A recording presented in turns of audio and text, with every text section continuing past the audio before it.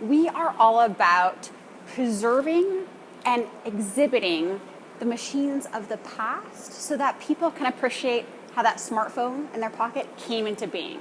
We're different than other museums because the computers aren't just sitting on a shelf, getting dusty.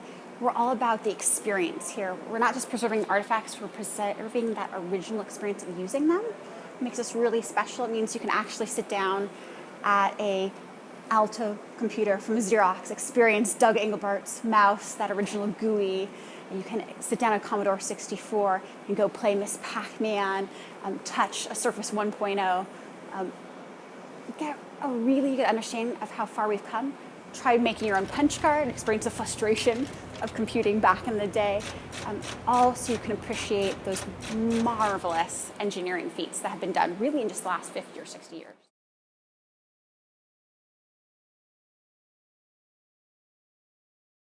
Oh my goodness, dozens. I couldn't even tell you how many we have. We obviously have dozens of computers that are on the floor, that are working, that our guests can interact with. We also have dozens, actually hundreds of computers and artifacts that are not on exhibit and that may be in the process of being restored by our engineering department or may be waiting for future restoration.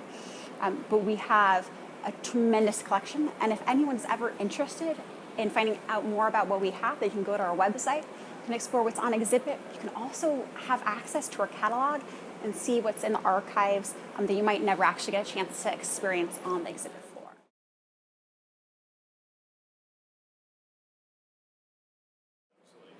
So I have two favorites, my favorite children. The Alto by Xerox. I love that computer because it's so revolutionary, it represents so many innovations.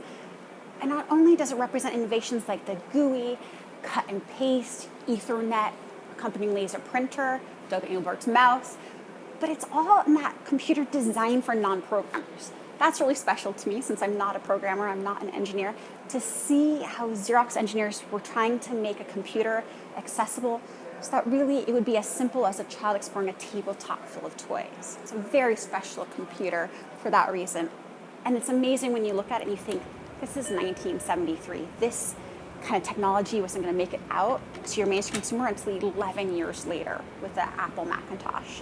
I also have another favorite child, the Bendix G15. Sadly, the G15 is not on exhibit right now. Hopefully, will eventually be restored to working order so you can bask in the glow of its vacuum tubes. I love the G15 because it's the earliest computer in our collection. It's from 1956. It was designed by Harry Huskey, who's an assistant of Alan Turing's, a big Turing geek, so that makes me very happy. And it's a very historically important computer because it was arguably, by some historians, argued to be the first personal computer in the world. It's the first computer we know of that had an operating system designed for just one person. It's tiny. It's about the size of a refrigerator, and it was incredibly inexpensive in 1956. It's just an absolutely amazing engineering marvel, and it's gorgeous to boot.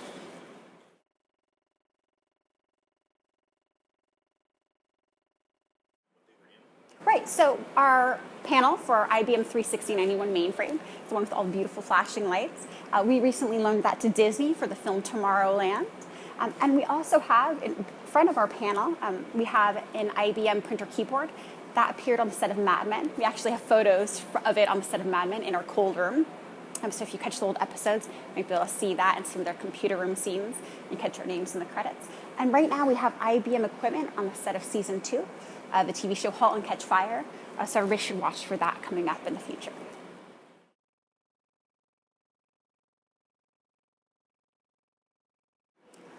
I'm really passionate about history and about preservation. My background in archaeology has really made me feel like stewardship is important. And the best way to be a good steward of these artifacts is to get people excited about them and be like, yes, this is cool, we should preserve this. So that's my passion, is just exploring that with people, having them sit down, being like, this is cool. We should preserve this artifact. We should preserve this experience for another 50, 60, 70 years. So I'm all about really showing my enthusiasm for preservation stewardship so that future generations will also agree that this is cool stuff that should be kept up for generations to come.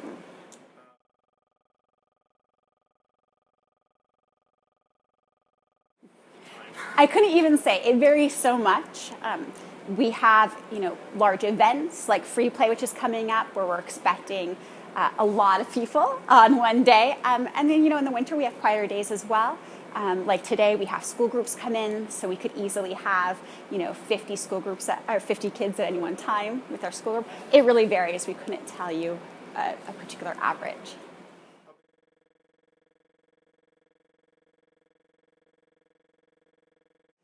So right now, we have a guest services staff that includes 3 tour guides. And we have Erin down in the gift shop, and we have an archival department as well, and then we have a whole engineering department. Couldn't even tell you how many engineers we have because that varies on a daily basis with our contractors. But you're welcome to go chat with our engineers in the cold room. They're the guys in the white lab coats with black work shirts. They can explain more technical details about the restoration they're doing. Like Bruce is working on our 6500, our supercomputer. You can go in and ask him about his work. Glenn and Craig, right now, are contractors working on our IBM 36020. You can go chat with them about their work as well.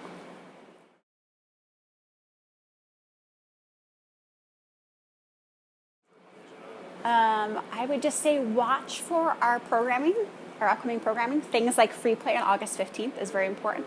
We have ongoing programs as well to try to get people involved with the museum. So things like our movie night, which happens every first Thursday. So I encourage everybody to get involved, become members, because once you've been here, it is a really special place. The look on people's faces when they come off the elevator and you explain to them the rules, and they're like, I know, don't touch. And you're like, no, please do touch. Within a few guidelines, you are allowed to touch things and use them. And when people actually have that light bulb moment, they realize, I can sit down the Commodore 64, I can sit down from the Alto, I can use a teletype. It's magical to see that.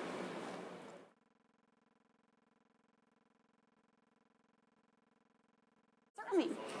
So our website is livingcomputermuseum.org. You can contact us via our website and also info@livingcomputermuseum.org. If you want to check us out on Facebook, it's facebook.com/Living Computer Museum. And we're also on Twitter, which is our Twitter is @livingcomputers. And I would have to check on the phone number for you because sadly I don't have it memorized. Oh, sorry. We're at 2245 First Avenue South. We're right past, we're south of the Fields, and we're right by Starbucks headquarters. So if you find the big building with the clock tower and the mermaid looking at you, we're just 1 block north of her.